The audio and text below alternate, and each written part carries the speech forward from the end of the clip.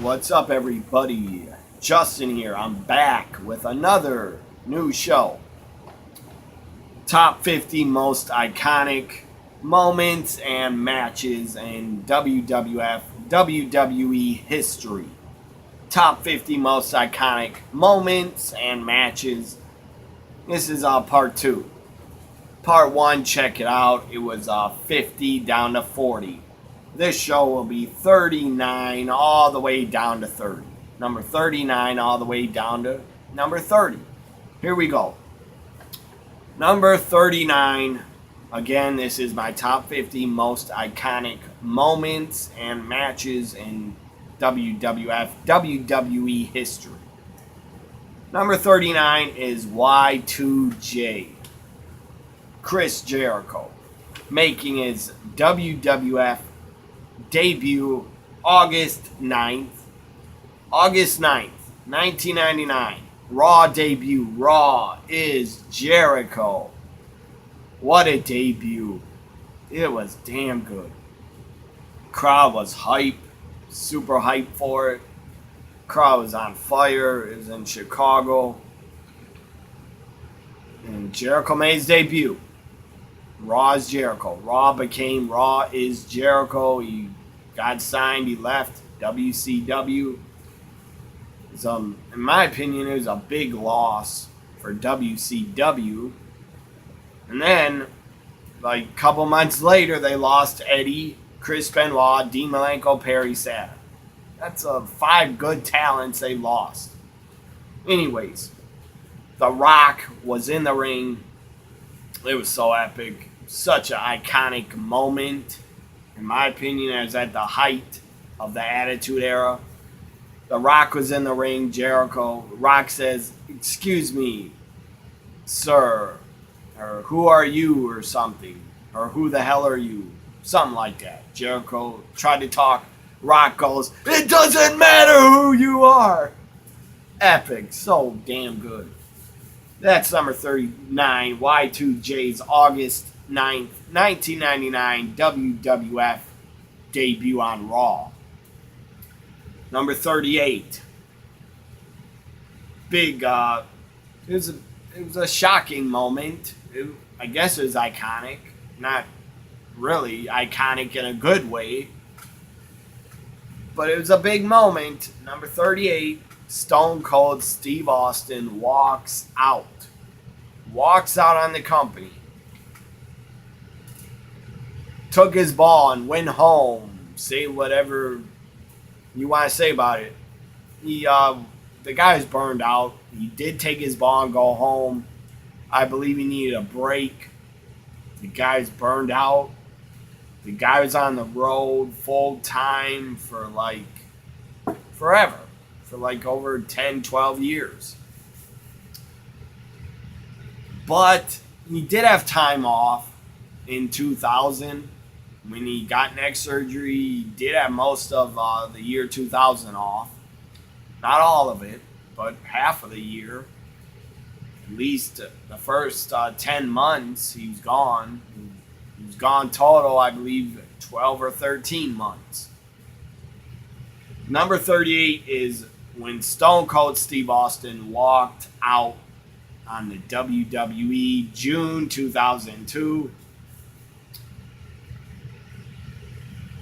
The Rock was in the ring, did a promo. I remember Vince McMahon opened a beer and put it down in the ring. And I believe The Rock's promo was something like, "Stone Cold, you took your ball and you went home." And then The Rock says, "I'll never leave," or something like, "I'll never leave. And I'll never be leaving. WWE's my home," or something. Well, you did leave, Rock. I don't blame you, but you ended up leaving after SummerSlam 2002. So anyways, 38, Stone Cold walks out on the WWE June 2002. I don't believe he walked out because he just didn't. He was frustrated with creative. He wasn't happy with it. I believe they wanted Stone Cold to lose to Brock on Raw in a King of the Ring qualifying match. That's kind of dumb booking, in my opinion, because you don't put a match like that on a Raw. And Stone Cold and Brock never got to work together after that. Even though Stone Cold did get to stun him at WrestleMania 20 and before it, or Stone Cold got F5 before WrestleMania 20. Number 37, again, Chris Jericho. The guy's had a great career. Great career. And it's not done yet. Number 37, Y2J, Chris Jericho wins the Undisputed Championship. The first ever. Just ask him. He'll let you know he is the first ever Undisputed Champion. He beat The Rock and Stone Cold Steve Austin in the same night. Number 37, Y2J becomes the first Undisputed Champion, combining the World Heavyweight Championship basically from WCW and the WWF Championship.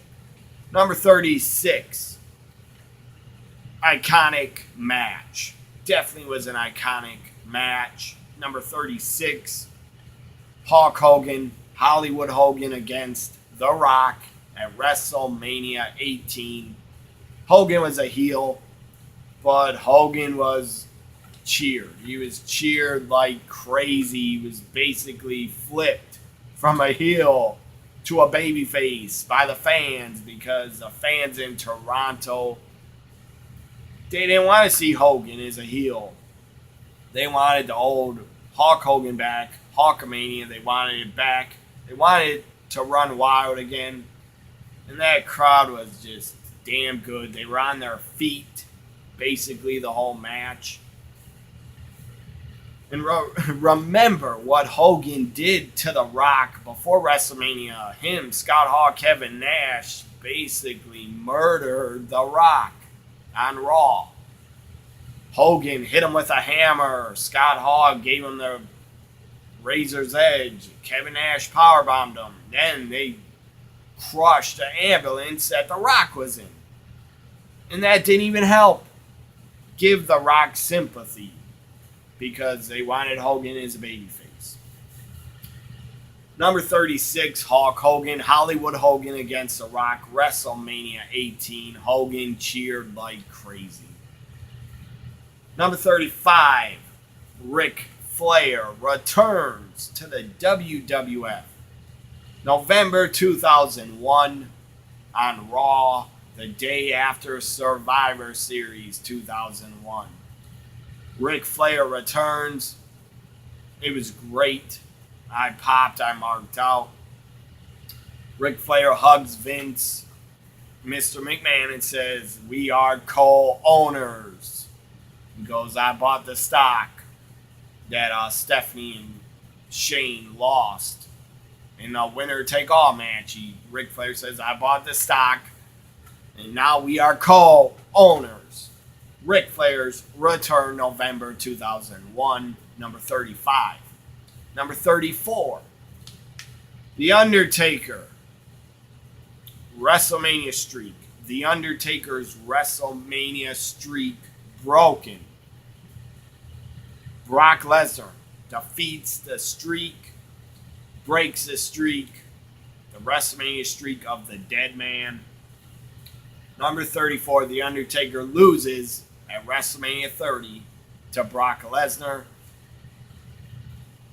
Yeah, it probably shouldn't have happened, but who cares? I'm not mad about it. That's like 5 years ago. I'm not upset about it.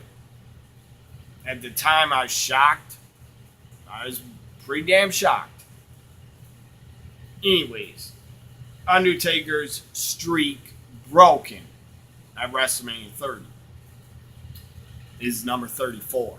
Number 33. Excuse me, wow. I almost throw up from a belch. Anyways.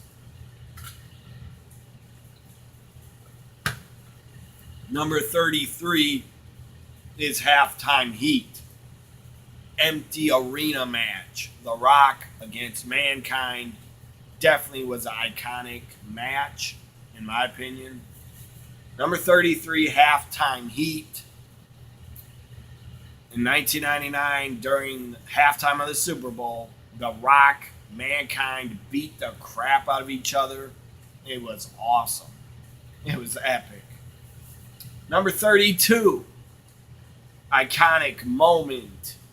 Definitely was iconic moment, and in my opinion, really helped WWF defeat. Excuse me. I'm back. I apologize. I had to leave for a minute because someone in my house wanted to talk to me. So, anyways, number 32. Again, it's my top 50 most iconic moments and matches in WWF WWE history. Number 32. 32 is Mike Tyson.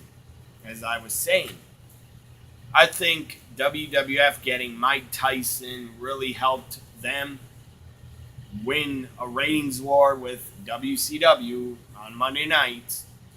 Really helped put WWF over the top of WCW. Even though for most of 98 or I think for the first, I don't know, probably until April 98, Nitro probably did win in the ratings until April 98. And then after April, they went back and forth. But anyways, number 32, Mike Tyson. Mike Tyson's face-off with Stone Cold Steve Austin on Raw. It was epic. It was damn exciting. It might have been, I think, the day after the Raw, after Royal Rumble, I think. Vince McMahon invited Mike Tyson to Raw, and the glass broke. Stone Cold Steve Austin came down and just faced off with Mike Tyson. Great moment. Iconic. Great iconic moment during the Attitude Era. Stone Cold faces off with Tyson. Vince is in the middle of them.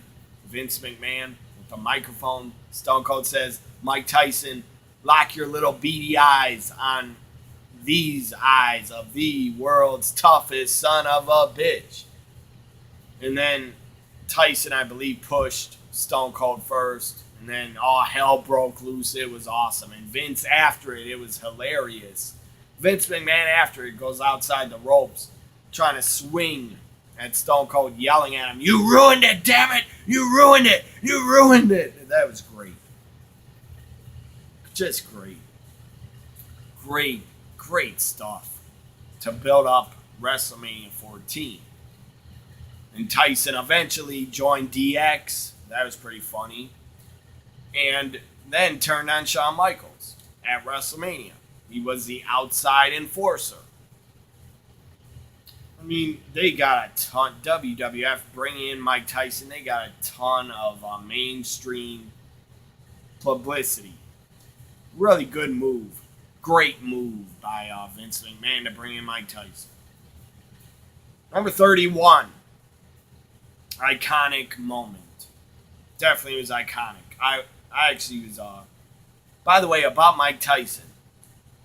When after he had that face-off with Stone Cold the next day, and when I was in middle school, the next day, I believe it was in 7th or 8th grade. Anyways, the next day at middle school, me and all my friends, every damn kid in the school was talking about, did you see Mike Tyson on Raw? Did you see what he did with Stone Cold? Everybody was talking about it in my school. Every damn kid, even girls were talking about it. And during the Attitude Era, like, barely any girls, some maybe, I knew of a few in my middle school class that watched WWF and was a fan of it. Let's say there's like 10 girls in my class, probably only like 3 or 4 of them watched every week. So anyways, everybody in my whole damn school was talking about it during every class. That's how big it was. So, anyways, number 31, I was actually there in attendance. It was epic. What a pop they got. Number 31 is the NWO's debut. The NWO, New World Order, comes to the WWF. Hulk Hogan, Hollywood Hogan, Scott Hall, Kevin Nash debut at No Way Out 2002. As I said, I was there in attendance, and it was great. It was damn fun to be there. It was a great moment. I'll never forget it. I'll never forget the pop. I'll never forget seeing the NWO in person. It was awesome. The original, by the way. Scott Hall, Kevin Nash, Hollywood Hogan are the original NWO. So number 31 is the NWO in the WWF, debuting at No Way Out 2002. Number 30, the final number of this part 2. Number 30. This is I still can't believe it actually happened on live TV. Just it's unreal. It is unbelievable that it actually happened. And USA Network agreed and said, okay, whatever, go ahead. If it's going to bring ratings, they, I guess, didn't care what Vince did. Number 30 is the Mr. McMahon Kiss My Ass Club. Mr. McMahon Kiss My Ass Club. I was not a fan of seeing Vince's bare ass. His bare fucking pale white ass. I was not a fan of that. I thought it was funny as hell. I'll admit that. I did think it was damn funny. And I was laughing hysterically. And what was I? I believe I was 18 years old at the time. I think. When the Mr. McMahon Club debuted. And the first member, this guy will never probably forget this. But hopefully a lot of fans don't bring it up to him anymore because he is a general manager of NXT. The first member of the Mr. McMahon Kiss My Ass Club was William Regal. And Vince just taunted him and said, before you kiss my ass, put on some damn chapstick. And made him put on chapstick. And Regal actually kissed his ass. He literally kissed the boss's ass to keep his job. I guess as he's never going to be fired, but he agreed to it. He agreed to do it. I don't know why, but that was hilarious. Maybe it was offensive to some fans. I wasn't offended. I did not enjoy seeing Vince's ass. He was like, I don't know how old he was at the time, 49 years old or something. I don't know. But I didn't enjoy seeing Vince's ass because I'm a straight man, but I don't even think gay men enjoyed seeing Vince's ass. But anyways, I did think it's hilarious. I thought it's damn funny. It's outrageous. Like, really. I was like, Vince is really going to pull his pants down. And he didn't pull his pants all the way down, but his fucking pale white ass was exposed on Monday Night Raw. I can't imagine if I had kids. I never will, and I never want to. But who knows? Maybe I'll change my mind in 10, 20 years. But trying to explain to your kids, like in 2019, try to explain to your kids, oh, let's say your kids watch it on the network. And then your kids would say, hey, Daddy, why was Vince McMahon, why did he have his pants down in the middle of the ring? Why did he show his butt? Oh my goodness. Try to explain that to your children. I don't know what I would say. I would say it was a different time in wrestling, and that will never be happening again. And I would have to tell the kid it's wrong. You don't pull your pants down in public and show your ass unless you want to get arrested. So number 30, the Mr. McMahon Kiss My Ass Club, William Regal, the first I remember. And Vince, whatever Vince made talent, kiss his ass. Stone Cold, I believe. I don't think Stone Cold did it, but he came close. Jim Ross was forced to kiss Vince's ass. In his hometown, Jim Ross, my God, he was forced to kiss Vince's ass in Oklahoma. And JR didn't really kiss it. He turned his face sideways, but still. Poor JR, he had his face touching Vince's ass. Who else?